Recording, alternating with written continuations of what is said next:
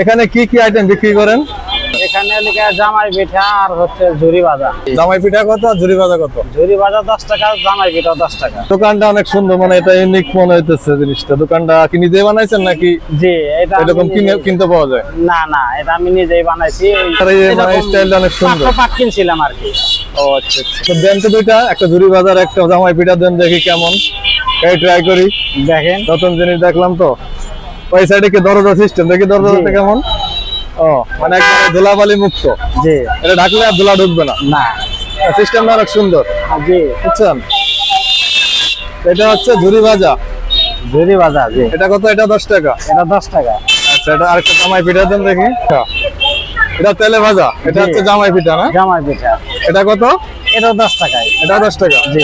কেমন? দুইটা খাইছো, খাই দেখছো? আলহামদুলিল্লাহ ভালো। আচ্ছা আচ্ছা, আমি একটু খাই দেখি জামাই পিঠা।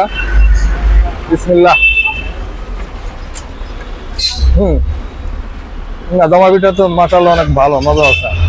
এগুলো নিজেই বানান জি, বাসায়? জি, বাসায় নিয়ে যাবো। আচ্ছা ঠিক আছে ভাই, ধন্যবাদ, ভালো থাকবেন। Thank you.